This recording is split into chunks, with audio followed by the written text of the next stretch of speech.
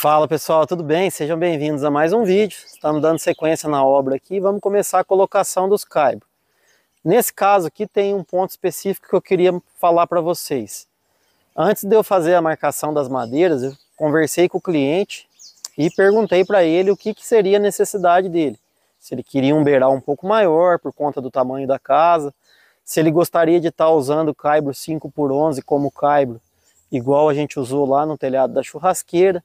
Então, antes de mais nada, é sempre esclarecer com o cliente aquilo que vai atender as necessidades dele. Aí, em comum acordo com o cliente, a gente pensou num beiral de 80 centímetros. E esse foi o meu parâmetro para poder estar marcando a madeira. Por qual razão que eu vou estar usando um beiral de 80 aqui nessa casa? Vocês observam que nessa lateral aqui, ó, eu tenho o dente de 40 centímetros aqui. E esse dente, o beiral vai passar alinhado. Então, para que cubra o dente aqui e fique também uma ponta de beiral além, a gente vai precisar desse beiral de 80. Para eu estar fazendo esse beiral com 80 centímetros, eu preciso de caibro 5x7. Então, por essa razão, os caibros que eu vou estar usando nessa obra, eles são 5x7. Partindo daí, a distância entre as minhas terças ficou com 1,60 m. Como eu tinha caibro que dava resistência para poder trabalhar com esse vão, eu trabalhei com duas linhas de terça e um espaçamento aqui de 1,60 m.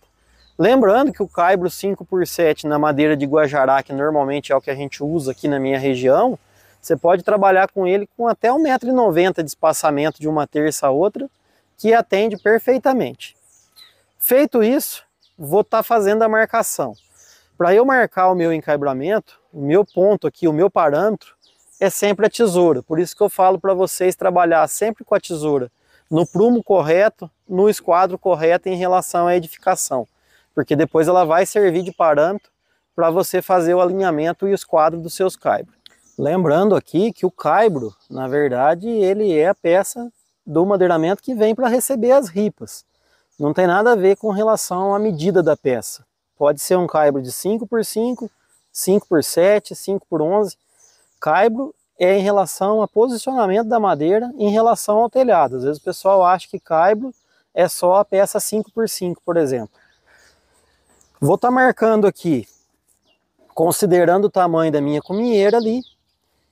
E eu sempre gosto de marcar dessa forma, puxando o risco para dentro aqui, de forma que o meu caibro venha trabalhar daqui para cá. A hora que ele vir aqui, ó, ele fica sempre do meu risco para dentro. Fiz um gabarito, a minha medida de caibro aqui, ela deu com 50,6 e essa é outra questão. Eu sempre gosto de trabalhar com 50 centímetros, 51 para menos. Eu nunca gosto de deixar o espaçamento maior, principalmente aqui onde eu vou ter forro no beiral. Se você trabalhar com o caibro muito longe, pode acontecer do forro movimentar em razão dessa distância do caibro. Então sempre trabalho com 50 para menos. Pego o meu gabarito aqui, bem simples aqui, ó, posiciono ele no risco ali e vou daqui para lá riscando até chegar no outro ponto lá.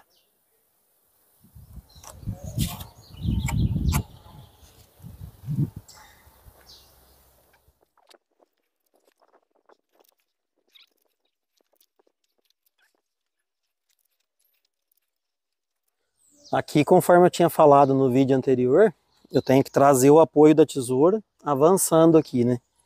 E aí o meu caibro vai passar aqui, ó, quase que ele passa rente com a tesoura aqui, mas não atrapalha em nada, ele passa tranquilamente na tesoura. Se fosse preciso, a gente podia até cortar um pouquinho aqui da ponta do arrochante, que também não iria atrapalhar em nada.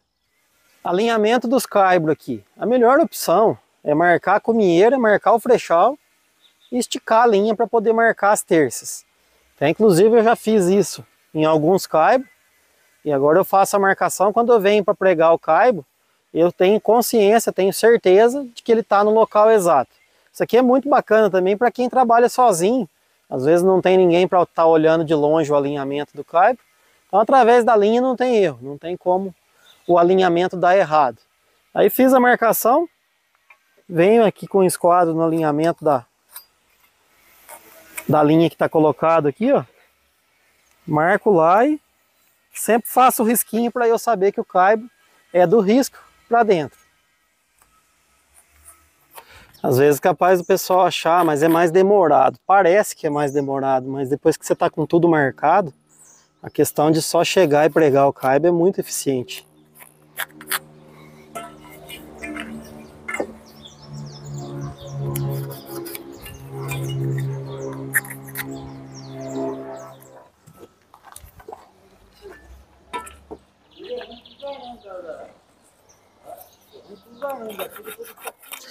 Para fazer o corte do caibo na cominheira aqui, ó, bem simples, ó. Nosso caibo tem 7. Faço um risco 90 graus aqui. 7 vezes 40%, que é a minha porcentagem, 28. Aí eu risco aqui, ó. Então esse é o corte do caibro aqui na cominheira. Vem com a suta. Então fica muito fácil.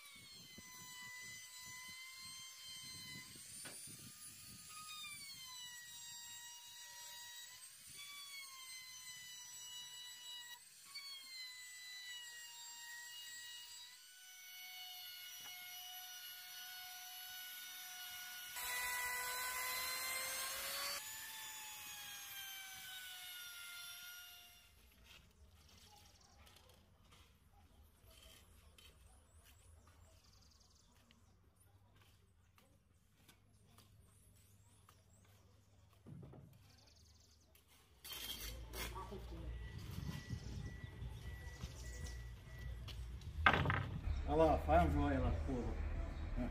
Faz um joinha lá. Alô, velho. Tô nessa.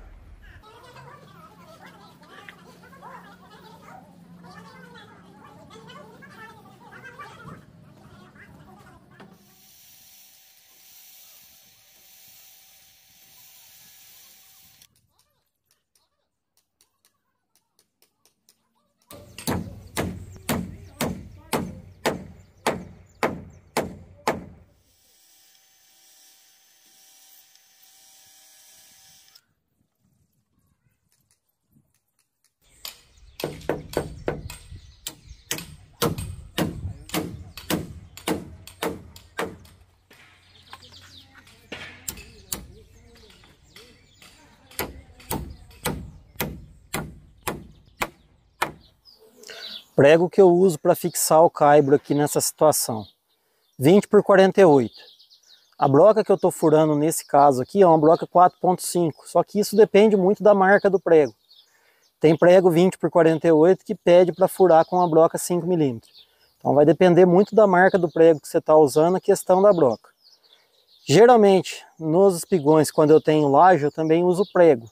Só que no espigão eu uso prego 20 por 42, para não acontecer de varar a peça do espigão do outro lado. Então é um prego da mesma espessura, só que um pouquinho mais curto. Outra questão que a gente está fazendo aqui, ó, eu já vou levando o beiral alinhado. Então a gente trabalha com uma linha aqui, considerando o beiral. E aí se precisar encaixar um pouco o caibro no frechal, ou de repente pôr uma cunhinha para poder levantar ele na altura da linha, isso já mantém o alinhamento dos caibros, para quando for fazer o corte de testeira, o alinhamento do beiral, vai facilitar também o meu trabalho. Coloquei os caibros da cominheira ali. Agora eu vou explicar para vocês o método mais fácil para encontrar o corte do caibro aqui no espigão, sem precisar cálculo, sem precisar matemática, sem nada. O que eu faço aqui nessa situação? Escolho um caibro reto, como é esse que eu estou colocando aqui. Lá embaixo eu ergo a mesma espessura do caibro que eu estou usando, nesse caso um caibro 5x7.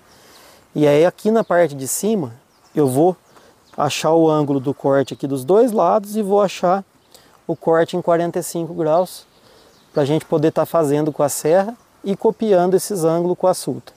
Existe técnica para fazer o corte através da matemática, existe cálculo para isso, existe, eu uso e realmente funciona muito bem. Porém tem muitas pessoas que não têm esse domínio.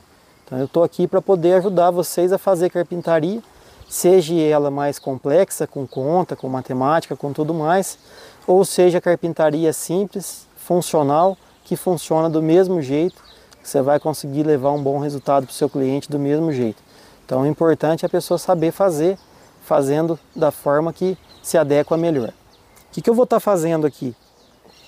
Eu venho com o esquadro aqui, ó, de forma que ele fique paralelo com o caibo e descendo aqui, ó, paralelo com o espigão. Vou riscar aqui, ó.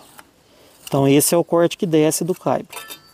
Do outro lado aqui, ó, eu faço a mesma coisa.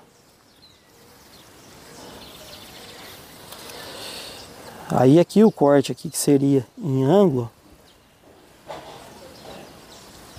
ligo de um ponto a outro aqui e é o corte da esquadria.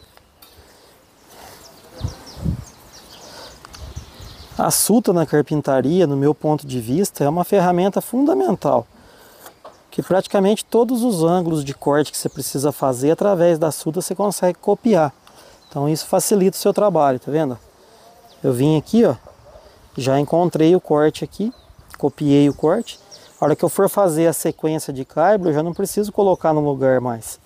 Pelo grau da suta eu consigo fazer os outros caibros que a gente vai estar usando na sequência. Agora eu vou explicar para vocês como que eu faço para chegar no corte desse caibro aqui com a serra. Esse corte que desce que a gente achou lá, ele é o mesmo corte da cumieira aqui, ó, tá vendo? Essa é a suta que eu regulei lá embaixo para fazer o corte da cumieira. Então ele é o mesmo corte da cumieira. Posicionamento para eu estar fazendo esse corte. Eu posso tanto entrar com a serra por cima, regular o ângulo dela e cortar por cima, ou eu posso inclinar ela em 45 graus e estar cortando ela de forma lateral aqui. Porém, das duas formas, a serra de 7 1/4 normalmente ela não varia esse tamanho de caibro. Então você tem que finalizar o corte com o serrote. Por isso que nesse caso eu vou estar usando a serra de 9 1/4. Mas para quem não tem uma serra grande dessa, é possível tranquilamente fazer com a serra menor, com a serra de 7 1/4.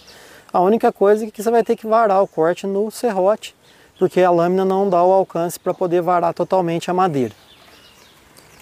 Então a primeira situação aqui, ó, eu vou inclinar minha serra aqui no 45 graus, vou estar entrando com a serra e faço uma avaliação se o ângulo que eu estou cortando vai bater com o ângulo que eu risquei na suta. Pode ser que às vezes você precisa fazer um ajuste, tanto é que aqui nesse outro corte de baixo, eu até fiz um segundo risco aqui para explicar para vocês essa situação.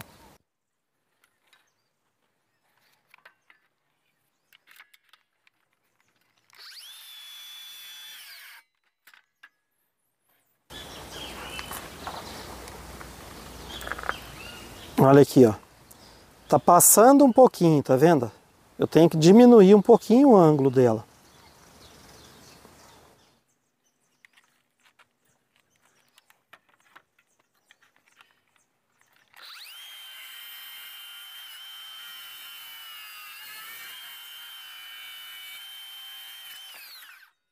Então essa seria a primeira opção de corte. Sinceramente é o formato de corte que eu prefiro.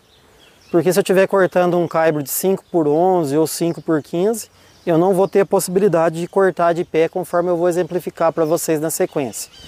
Mas como é um caibro de 5 por 7 aqui, a serra ela dá conta de cortar totalmente, eu vou exemplificar para vocês a segunda situação aqui. Nessa situação eu vou entrar com a serra seguindo esse corte e o ângulo dela tem que passar paralelo com o corte que desce aqui, ó.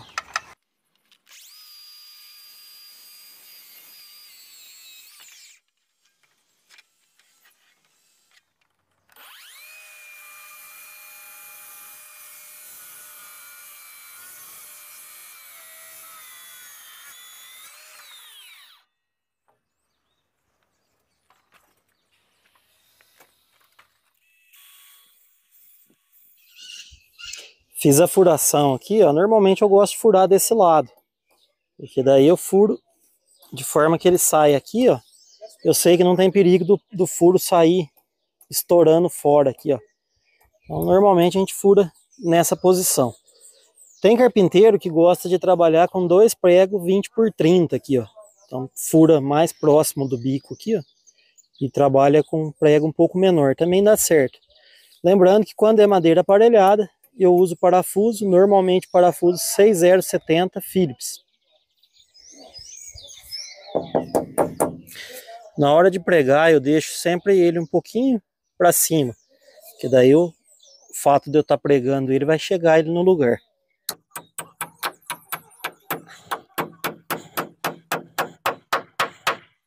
Aqui, ó, a questão do prego ser o 42 é exatamente por isso, ó. Se eu for usar o prego 48, ele acaba passando desse lado aqui, ó. Então sempre para pregar por cima eu uso 48, para pregar de lado eu uso 42 e a broca de furação é a mesma. Lembrando que o corte do caibro na água furtada ele é praticamente o mesmo corte, ele só inverte o lado. O corte do espigão ele é sempre diminuindo e o corte da água furtada, o corte que desce é aumentando em relação à peça. Mas é a mesma angulação de corte. Outro detalhe, a gente aqui agora desce o outro lado encontrando as cabeças de espigão aqui. Porém, o fato dos caibros estar encontrando não significa que o espigão está a 45 graus correto. Porque o caibro você consegue trabalhar com ele roubando um pouquinho na medida, né? Então, às vezes, você vê um encaibramento certinho, cruzando um com o outro, mas às vezes o espigão não está no ponto correto.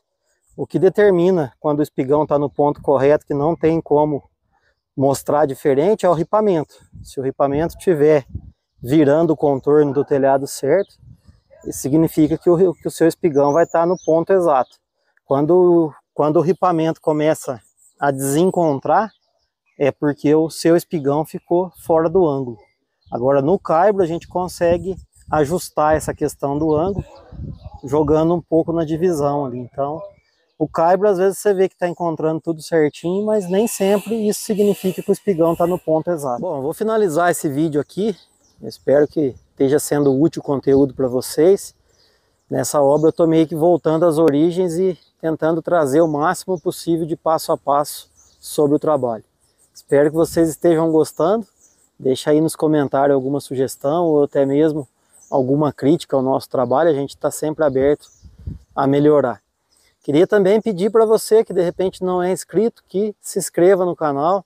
Isso é muito importante para a gente. Quanto mais pessoas novas chegando, maior a motivação para a gente poder estar levando o conteúdo.